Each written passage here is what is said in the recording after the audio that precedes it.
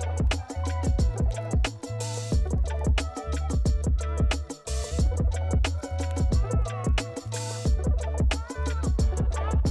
back to another episode of On the Vanguard.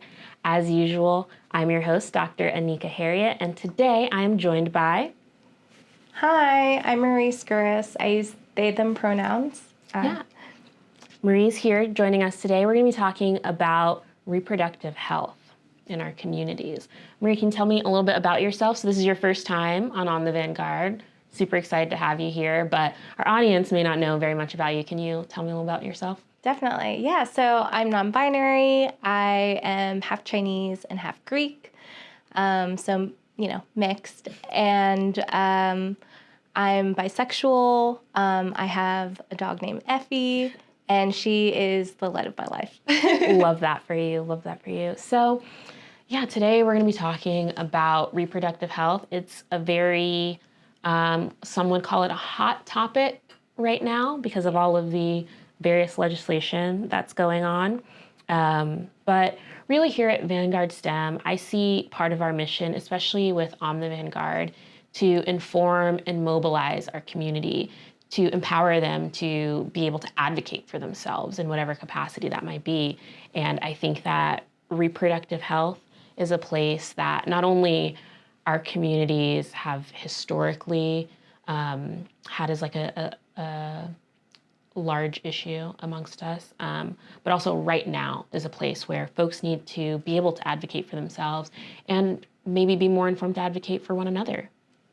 Absolutely. I always find it funny when people say that it's a hot topic or hot button issue because, my trans siblings, like my trans community, we just want to live our lives. We just want to be able to, love one another and be healthy and do our own thing. And have the right to that. Yeah, those hot topic issues are never like the people who are affected by them are not the ones making it hot. No, We're like, actually, we'd love to be chill. It's like people on CNN being like, and now, today, we have trans people protesting. Is that okay? Is that not okay? Like, please. We wish we didn't have to protest. So I really wanted to start us off with a discussion about why we're talking about this, like I mentioned, and the fact that, like you were saying, this hot topic is like to who, when. This is something that we've always had as an issue within our community, especially when it comes to disparities, access to health care, and the treatment of our communities, right? The targeting of them specifically. So for the audience, I kind of wanted to start off with a discussion of some of those historical contexts. So specifically, we're going to be talking a lot about Black women and trans individuals. So it's fine if you don't, but I don't want to. I don't want to be a teacher up on their pedestal, just lecturing. Although, God knows I could. We have, you are a doctor, so doctor and professor, Lord Jesus.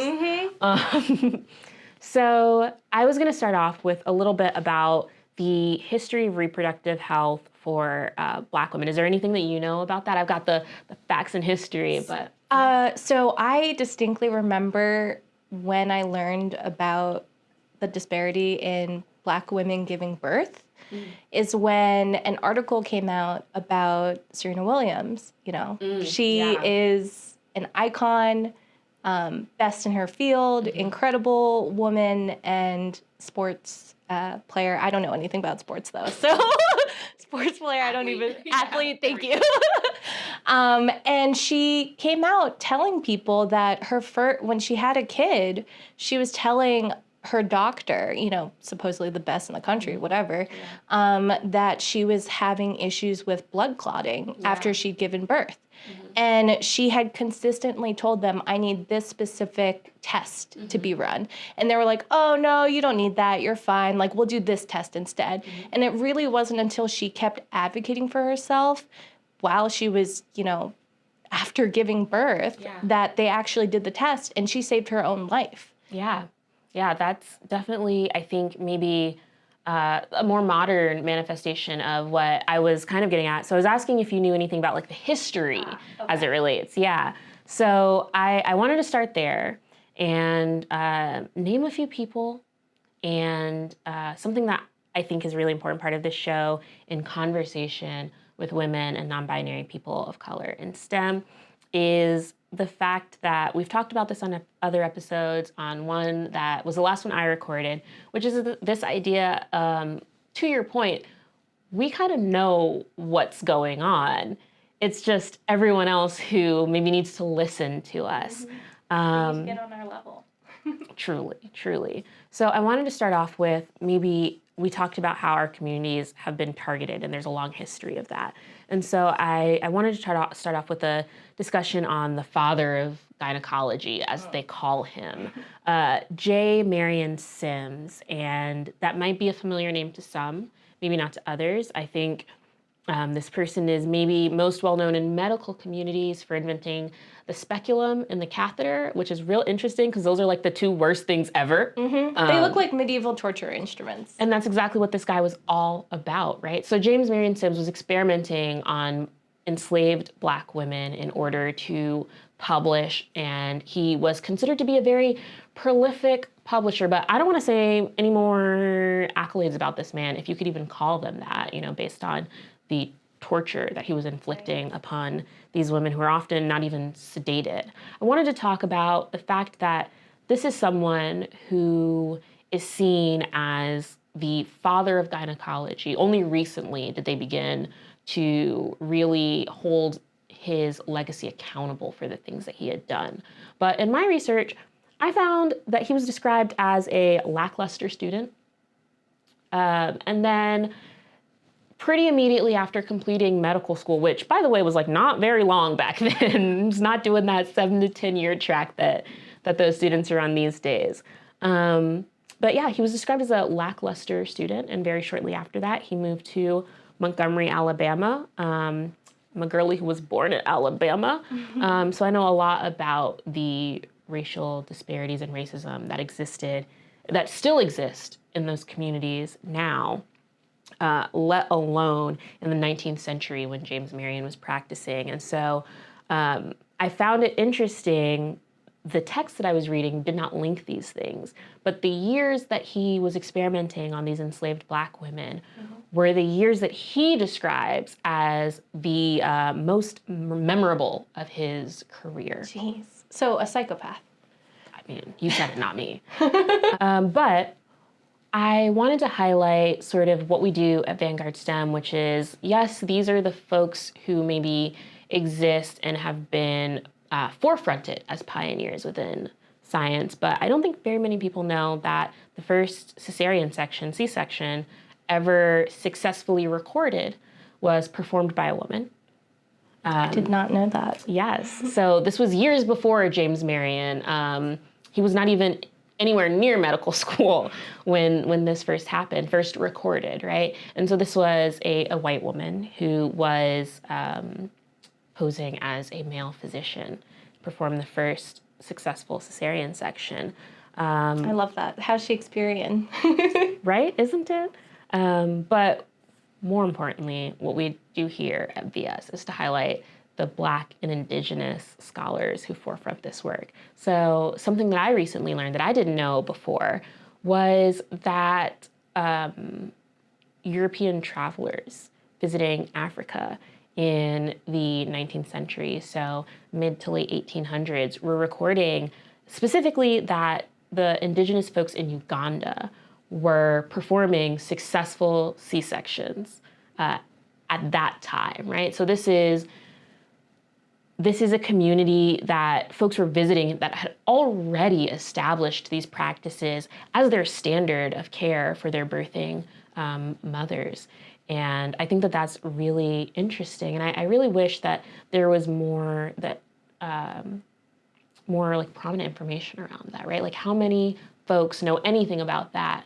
But I'm sure plenty of folks know James Marion, whether he deserves to be remembered or not. Mm-hmm. Yeah, and that's the reality of it, too. I mean, Indigenous people have always had ways to take care of their communities. Yeah. And, yeah, it's really fascinating to see it come into light in more recent times, like having it highlighted by people in the trans community as well. And I can talk further about that. Absolutely. Yeah. So the topic that you're really bringing us information on today is trans rights and access to reproductive health care, as well as, I'm sure, gender affirming health care, right? So I wanted to start again with a historical perspective on this. So we talked about how Black women were experimented on in sort of the conception of Western gynecology, despite the fact that there is a rich history of proper reproductive health care, and perhaps even more advanced in Indigenous African communities.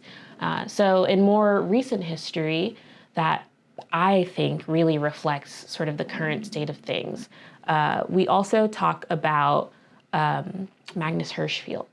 So I'm not sure if you or our audience is familiar with the Hirschfeld Library. So the Hirschfeld Library and Care Center was a hospital where the first ever gender affirming surgeries were taking place. This was in the 1930s, right? And so we also know what else was happening in the 1930s. So this was a center where trans folks could go to receive their health care and know that they would be cared for appropriately and with the highest degree of what modern medicine had to offer them at the time. And like I mentioned, this was one of the first places that they were doing any sorts of gender affirming surgeries. The Hirschfeld Library is also the site of the first Nazi book burning. And they targeted the Hirschfeld Library specifically because they categorized the library of information exploring gender nonconformity, sexuality, and essentially trans existence as being sexually explicit. So because this information was considered sexually explicit, it was the site of the first Nazi book burning.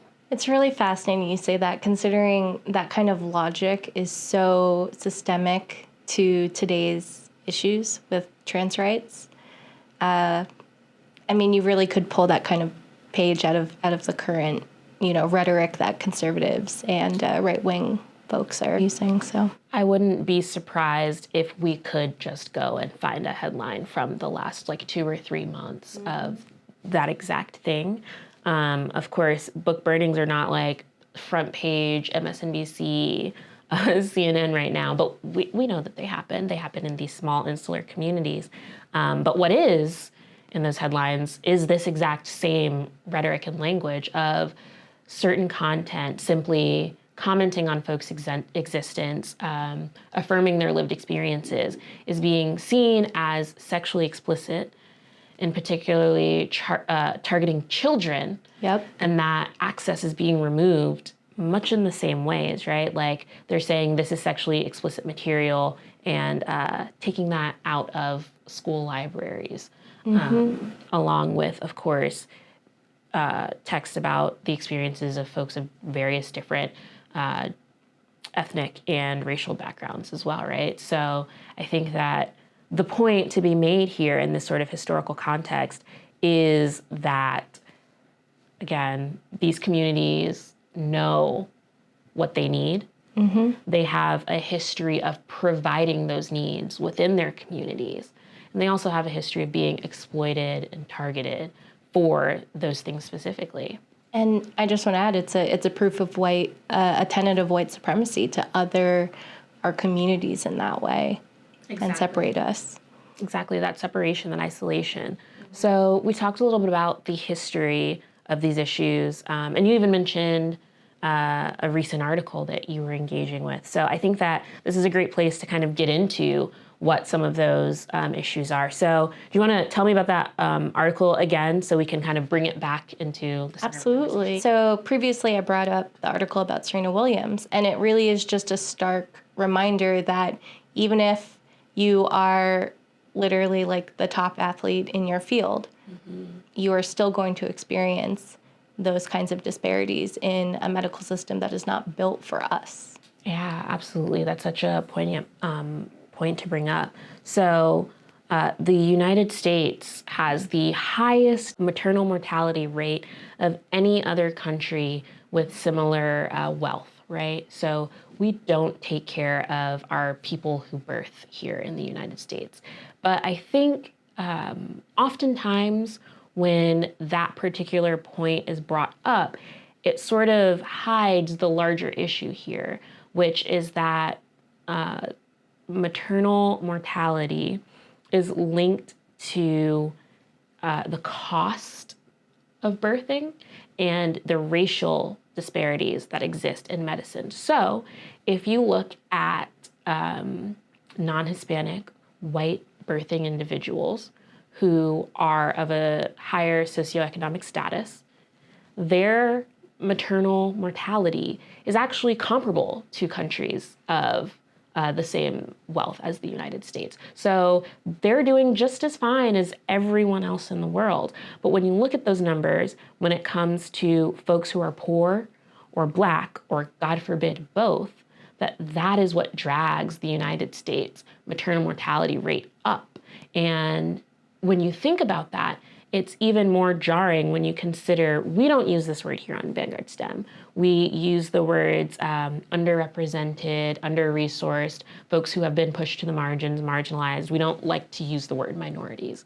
But the fact of the matter is that these folks are in the minority of the size of the population, but they are also the reason that our maternal mortality rates are so high. Yeah, and it reminds me actually of, when we talk about abortion access, trans people have a hard time getting abortion access in a way that is equitable, financially sound, and then at the end of the day, matches their gender identity. And so there was a study done, and of the people in that study, 1 in 5 of trans and non-binary people said that they had tried to get an abortion done in a non-clinical setting. And that is 3 times higher than women in the United States who have gotten abortions in non-clinical settings. Yeah. And I wonder, too, how much of those numbers are accounted for by what they call like pregnancy care centers. So these are non-clinical. Do you know? I've heard of them, yeah. Do you want to describe them, or I can describe them?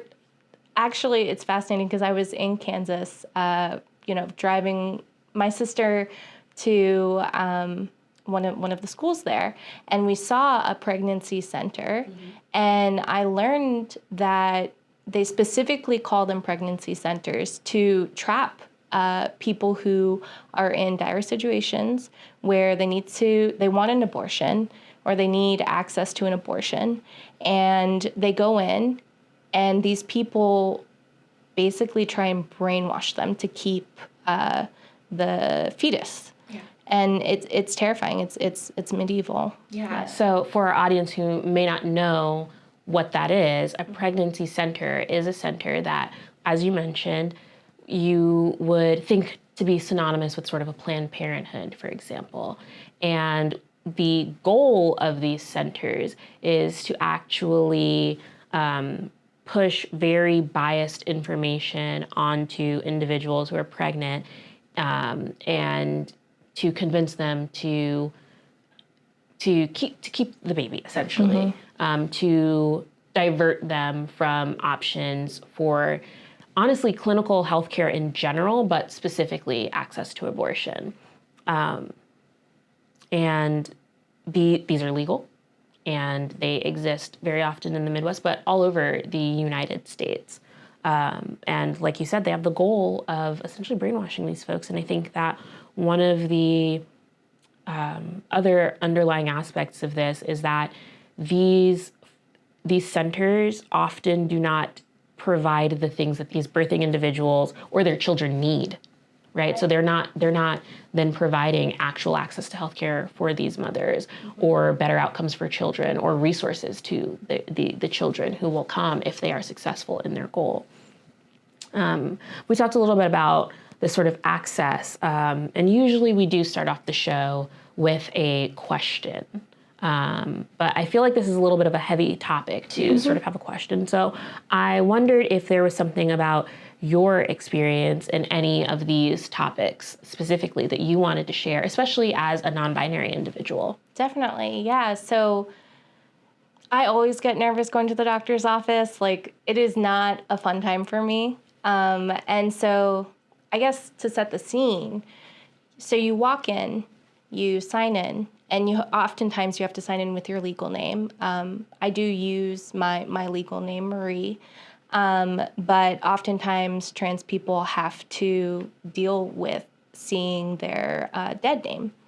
And so they sign in, you sit down, you wait, they call you up with your dead name, which is already an anxiety-inducing experience. Mm-hmm. And then you walk into the doctor's office, and if you are someone who might be a trans man, for example, often if you're at the gynecologist, it's very othering. And I've heard stories of people saying that doctors will look at them and say, like, why are you here? But for me specifically, I remember going to the doctor's office once, and this isn't tied specifically to my non-binary identity, but to my bisexual identity. I remember mentioning to my doctor, at the time, he's no longer my doctor, that I was going to a women's college for school. And so he said, oh, then we don't have to worry about, giving you contraception. Like, we don't have to worry about any of that stuff because you won't get pregnant.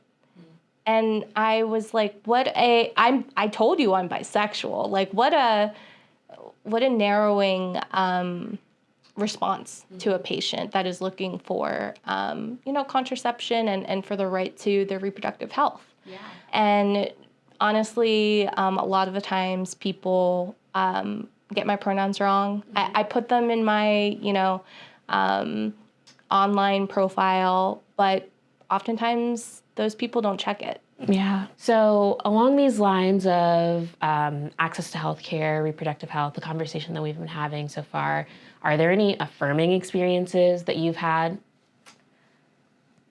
Unfortunately, no. And it's a sad reality for a lot of trans and non-binary people when they go to the doctor's office.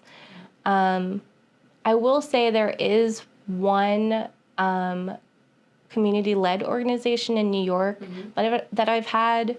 I never visited the doctor's office, but I'd done programming with this particular organization. Yeah. It's called APACHA.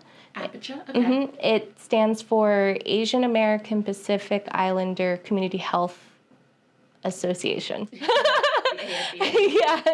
And they're an incredible organization. And so many people, trans people, gay people with, and people with HIV and AIDS, mm-hmm. They all go to that specific community association and receive excellent affirmative care. That's so wonderful. I'm so glad that those community organizations out there exist. And we're going to come back to highlight a few of those after we talk a little bit more about some of these issues. I know I can speak from experience as a queer Black woman that I've not had very much affirming experiences when it comes to reproductive health. And I've actually faced some of these issues when it comes to the disparities in research, right?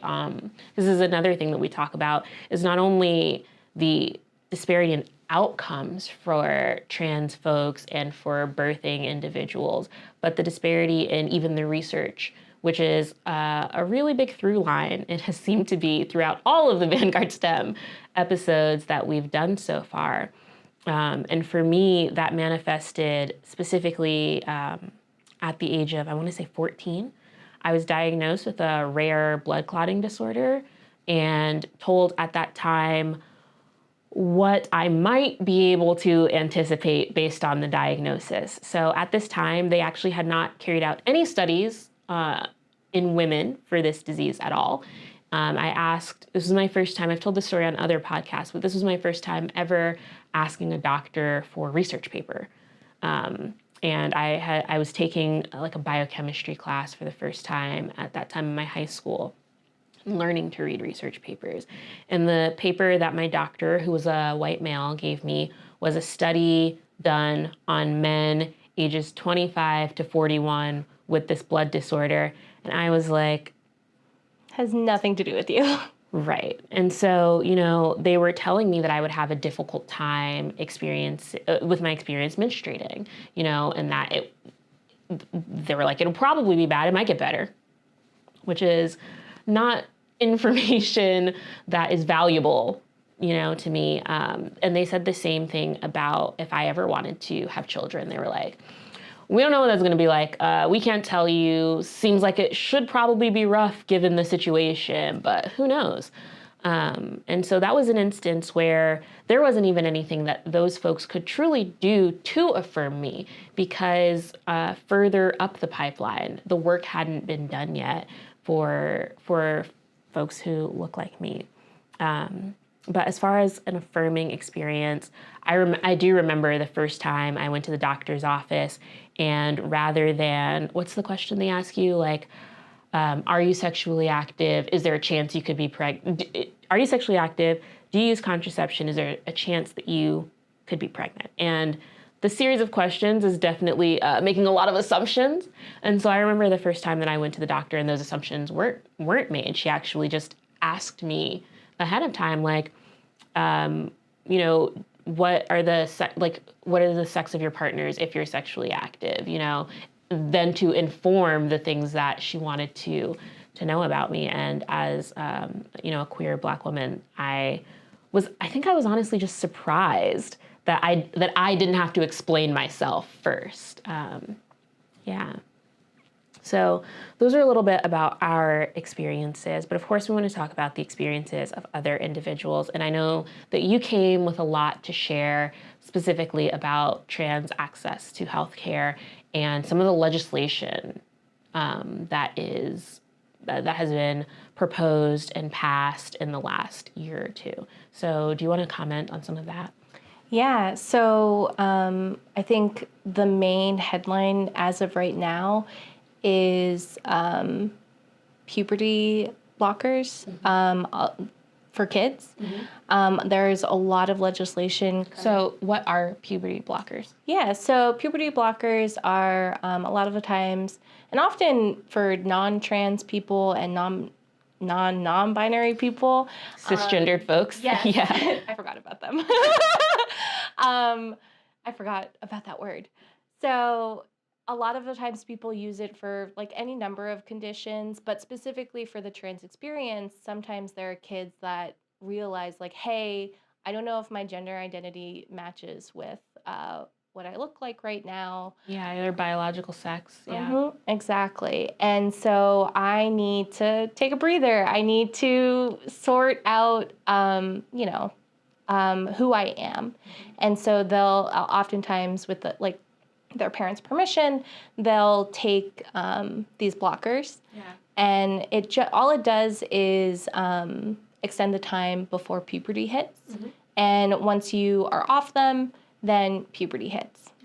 So it's my understanding, and you can correct me if I'm wrong, that not only do you need your parents' permission for your access to this particular category of drugs, but you also typically, in some states, have to be seeing a psychologist, right? Correct. There are other measures that are already in place to make sure that this is an informed decision at the very least, right? Yeah, absolutely. And what's happening right now in the South particularly is that they are saying that parents who allow for their kids to go on these kinds of medications are abusing their children. And we know that is the exact opposite of what they're doing. So many studies show that if you let trans kids be trans, they are happy, they are healthy. Specifically lower suicide rates. Exactly. So now we have situations where parents are at risk of potentially losing their kids because of these kinds of laws. And I would not be surprised that we will have trans refugees, coming up to states that don't have those kinds of policies. I think it's probably already happening. I know of people and parents who have decided it is not safe for my kid to be here, and they had the means to move. But that's not the reality for a lot of my trans community. Yeah, absolutely. Especially knowing the backgrounds that these folks tend to come from, right? Trans, LGBTQ plus youth are more likely to be homeless. Yep. They have higher rates of suicide and depression, and these other sorts of confounding factors that impact their already low access to any sort of affirming care, be it medical, mental, like however you choose to approach that. Yeah. But there are wonderful people out there, grassroots folks who won't let that get them down and are ready to help this community. So, yeah, we've talked about some things with maternal mortality as it relates to Black folks giving birth, Black mothers, and other various gendered parenting. But we always like to end on a positive note with some hope in these situations. So I wanted to know if there were specific organizations that you wanted to shout out as resources to our community. Yeah, and just really quick too, I wanted to add that, abortion access and reproductive rights are trans rights. The ability to have, bodily autonomy, which is the right to own our own bodies and be able to do with it what we want. I think that's a very universal message for reproductive rights activists, and it's something that I'm hoping that people will realize we need to be united in this fight. Absolutely, yeah. I wanted to talk about the grassroots organizations, but I think that that's a really important point to be made, that these issues they're issues of human rights.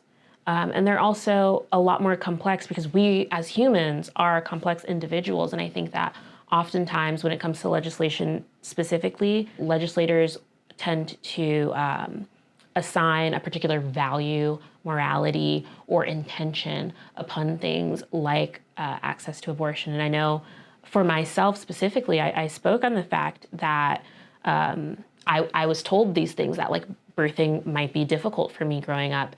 And now here, over a decade and some change later, there has been research, and it shows that for folks with the rare disease that I have, there is a 90% miscarriage rate. So what that means for folks like me is that abortion is healthcare. Abortion is healthcare for anyone, but specifically that the option in situations where those folks become pregnant is abortion or death, right? And that's what we're left with.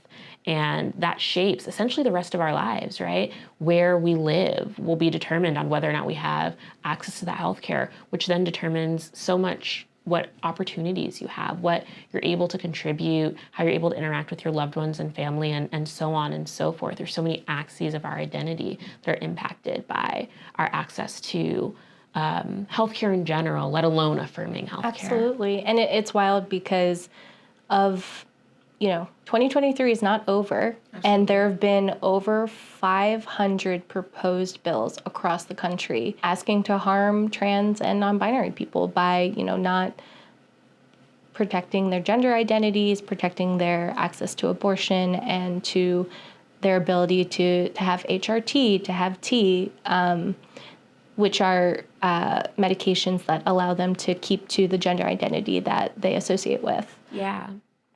So you mentioned some grassroots organizations. Yes. I have some organizations to mention also. So do you want to name them? We can go back and forth. You can name one. You might have more than me, and sort of talk about what they do, why someone should seek them out. Absolutely. So there is Caden Coleman.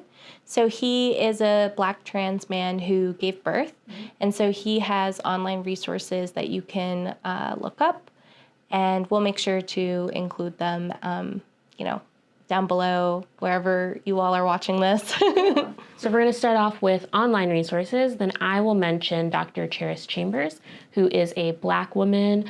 I follow her on Instagram. She's @theperiod doctor, and she provides all sorts of online resources as well. She gives talks. You can engage with her work in that way. And then honestly, there's just a lot to learn on her Instagram page. She does a lot of science communication around reproductive health care for folks of all gender identities. It's very gender expansive. Awesome. Okay, so the next person I want to highlight, so his name is Ash Williams, and he actually provides virtual abortion doula trainings.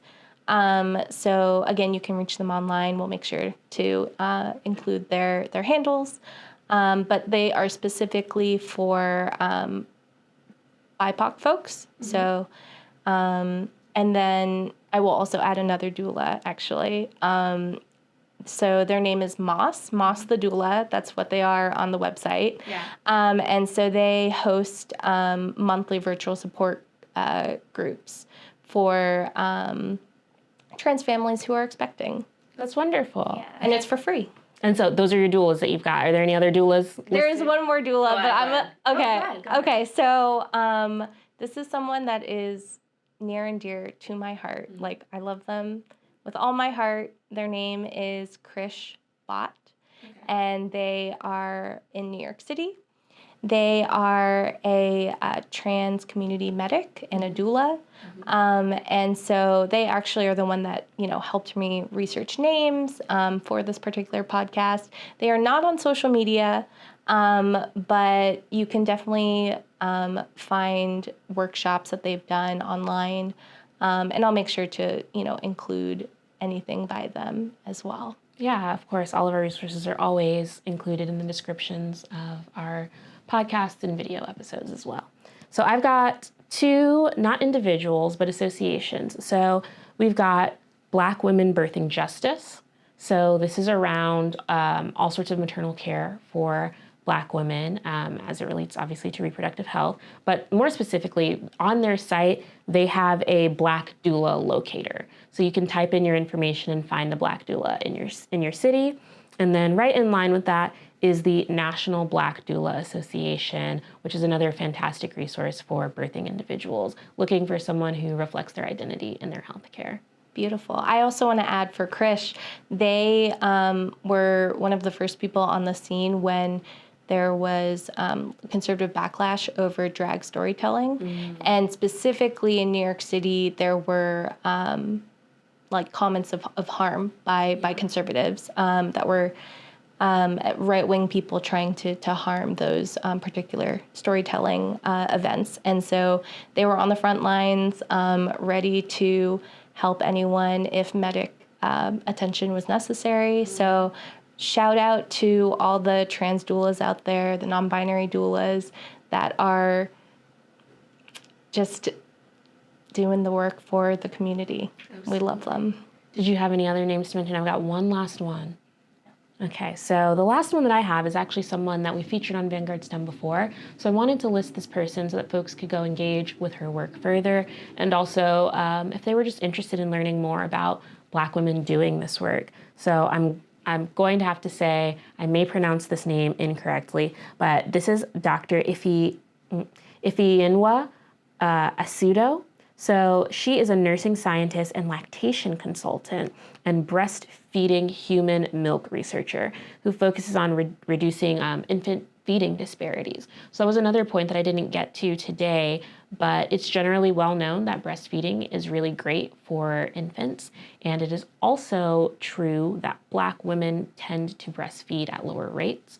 And that's due to both socioeconomic status, of course, as all of these things always come back to often these women are forced to go back to work sooner and not have as much time with their infants, don't have the resources to breastfeed.